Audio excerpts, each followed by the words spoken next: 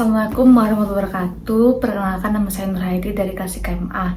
Jadi di sini saya mengambil jurnal di bidang administrasi kebijakan kesehatan dengan tema korupsi dalam pelayanan kesehatan di era jaminan kesehatan nasional. Kajian besarnya potensi dan sistem pengendalian fraud. Let's go. Oke, sejak berlakunya jaminan kesehatan nasional, potensi fraud dalam layanan kesehatan Indonesia semakin nampak. Sebelumnya, apa sih fraud itu?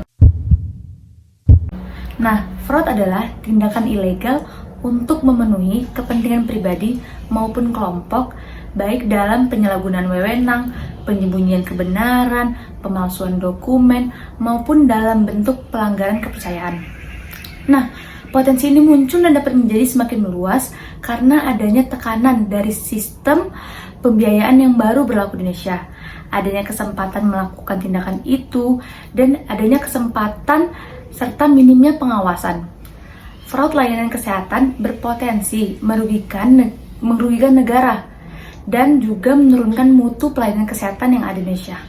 Lalu timbul pertanyaan, bagaimana gambaran potensi fraud pelayanan kesehatan Indonesia dan juga upaya-upaya apa sih yang dapat memberantas fraud layanan kesehatan yang sudah dilakukan di Indonesia dan apakah tantangannya? Sejak diberlakukannya Jaminan Kesehatan Nasional atau JKN awal 2014 lalu, Komisi Pemberantasan Korupsi atau KPK mulai aktif melakukan kajian untuk mengendalikan potensi fraud ini di bidang kesehatan. Fraud dalam sektor kesehatan dapat dilakukan oleh semua pihak, seperti peserta BPJS Kesehatan, penyedia layanan kesehatan, dan penyedia obat, dan juga alat kesehatan. Fraud menyebabkan kerugian finansial negara.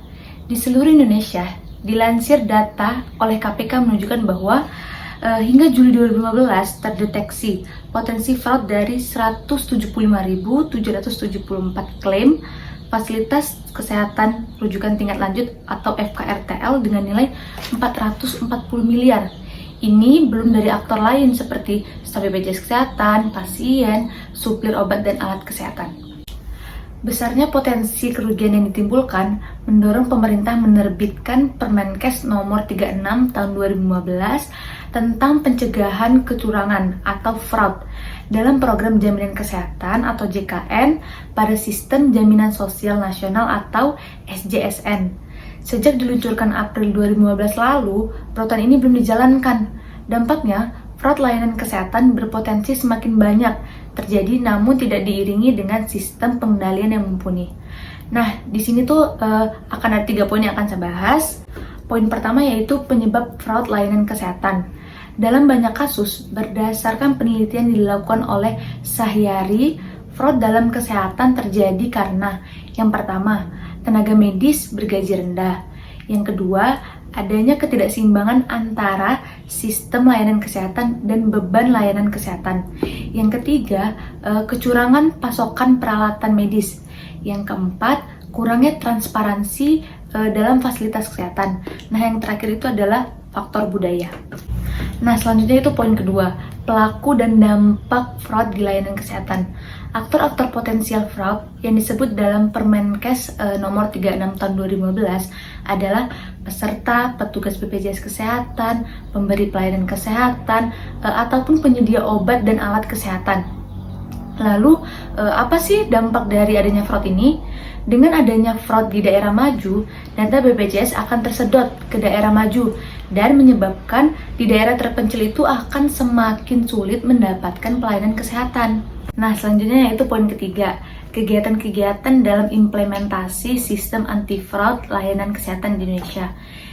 Di sini tuh ada 4 poin, yaitu ada pembangunan kesadaran, ada pelaporan, ada investigasi, dan juga pemberian sanksi atau tindakan. Nah, poin pertama itu pembangunan kesadaran. Dalam Permenkes nomor 36 tahun 2015, pembangunan kesadaran dapat dilakukan oleh Dinas Kesehatan, kota ataupun pembinaan dan pengawasan melalui program-program edukasi maupun sosialisasi.